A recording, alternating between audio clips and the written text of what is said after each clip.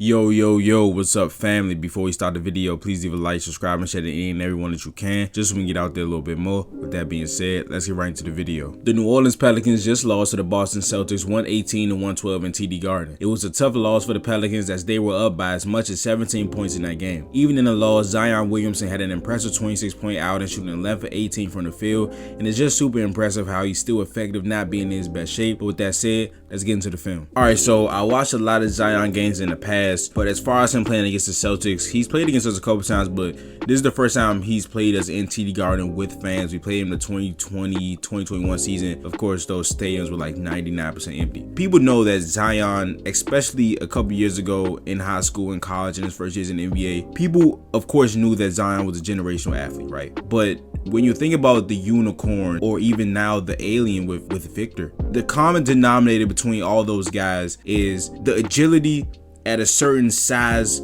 height, or weight. So when Porzingis came out, like, he's a legit 7'2". He's not just a 7-footer. We've seen people that were 7 foot, 6'11", be able to shoot, right? But not a guy that's 7'2", that can move like he did, that can block shots, that can shoot, that can dribble. We just hadn't seen that skill set at 7'2" specifically. So that's why he was labeled a unicorn, right? Then a guy like Vic comes along. He's a legit 7'4", maybe 7'5", and he's doing sham guards, he's doing tweens, he's doing pull-up jumpers. Like, he's Porzingis coming out, but 2 inches taller and much more refined as a rookie. Like, way more refined. He's averaging 3 blocks a game. He's an easy 20 and 10 and 3 assists and 3 blocks.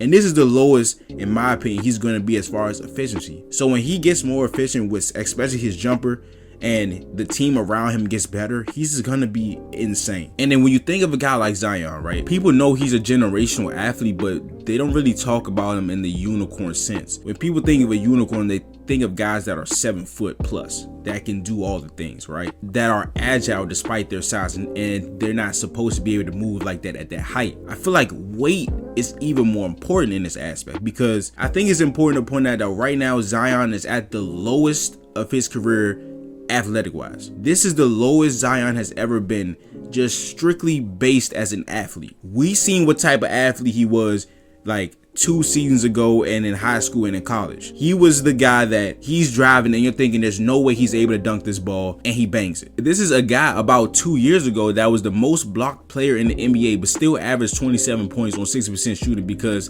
he had the greatest second jump of anybody of all time. So in the event that you block his shot, right, 2 seconds before your body even thinks about going back up to contest the second shot or to get the rebound, Zion is already off his feet dunking the basketball. That's what he used to be. The second jump is just not the same, and you can see it. And it's just impressive that he's still this effective doing everything under the rim. He did not dunk the basketball in this game. He had 26 points and did not have 1 dunk. When have we ever seen Zion be that way? And I'll make one last point, and I swear I'll get into the film, right? It's a certain agility that they have at a specific height, weight, or size that they're not supposed to be able to move like that at. Zion has a certain power at that weight, and he should not be as agile. He should not have the wiggle. He should not have as quick as a first step. He shouldn't be as agile as he is at this weight. That's what makes him a unicorn. So, all right, so he gets the ball off the steal. They're in transition. He gives Jason Tatum a quick in and out, and it's over, right?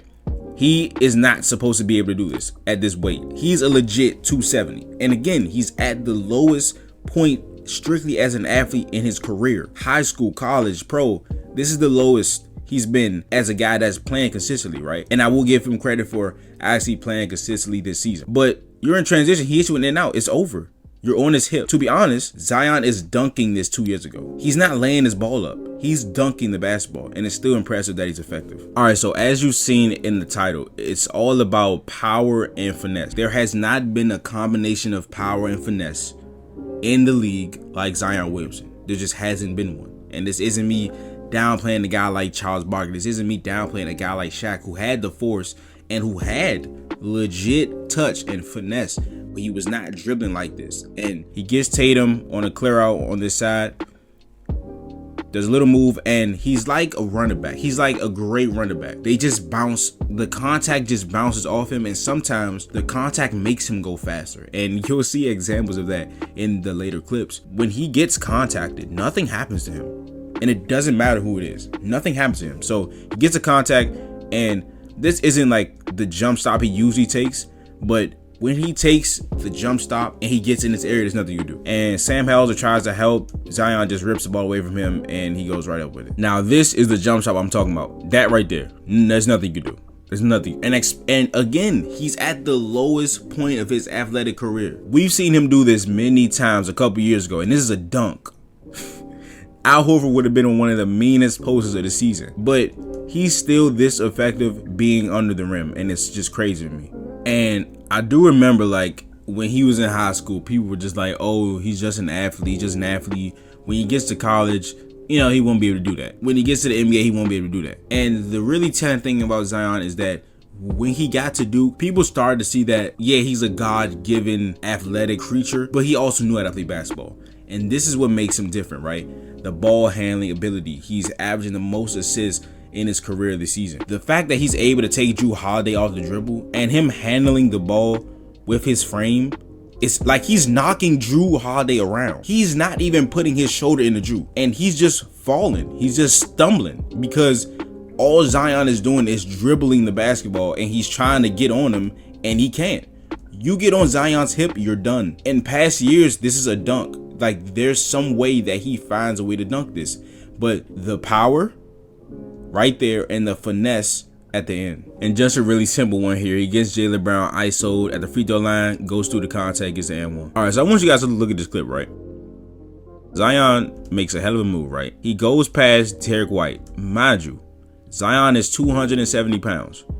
Derek White is 190. Zion is quicker with the ball than an all defensive first team member is, and he's 80 pounds heavier than him. Gets past Derek White, and again, you cannot get on the faster with the ball thing. Probably was a slight exaggeration, but you cannot do this. Derek White plays solidly here, but he tries to wall up with his chest. You cannot do that. That contact does not affect him. And again, it damn near made him go faster. And he does that jump stop. This is a dunk for Zion 2 years ago, and in Duke, you know this is a dunk. But he uses the finesse to get around Tatum's contest and finish with the left hand. Like, this move is just fucking insane. Look at the finish on this. And he's doing this with cushions. The Celtics know he's not going to shoot the ball. He shot 1 3 this whole game. Al Horford is damn near twice his age, I understand, but Al Horford is still a good defender, and he's a strong guy. Zion is able to tween, cross over to his left. And again, well, he didn't even do the jump shot here. He just took 2 steps and just rose up. Look at where he's taking off from. In between Jrue Holiday and Al Horford, and he puts it on the corner of the backboard. Not the square, the backboard. And somehow this shit rolls in. All right, so a nice pass by Ingram after drawing defenders after the drive. Zion explodes to the side, and of course, he's just in the air longer than everybody else. Fights through the contact, gets an and-one. All right, so here he has the isolation at the free throw line, and he fumbles the ball a little bit, but he does this spin move. The key on this spin move is that he does this knowing that once he hits you, you won't be able to elevate as fast as he does. So the hit, bang, knocks O'Shea back, and he can't jump after that. He cannot jump. Now, there are special defenders in this league. There are guys like Chet that are taller than him that he's going to knock back on that move. But their length, right? They might be able to block that shot. A Wemby, you know what I'm saying? That's cool. But there are only 3 of those guys in the NBA. So you do that, he bumps you, you can't jump as fast as he does. All right, this was probably the most impressive move he had in this game, right? So O'Shea is kind of shading him to the side, right? He still crosses over to the side anyway. And look at this. Look at his shoulder is fully in O'Shea Brissett's chest. Boom, you're done, right? O'Shea's on his side. There's nothing he can do at this point. And he sees Al Horford coming over. And again, the combination of power and finesse. He gets fouled.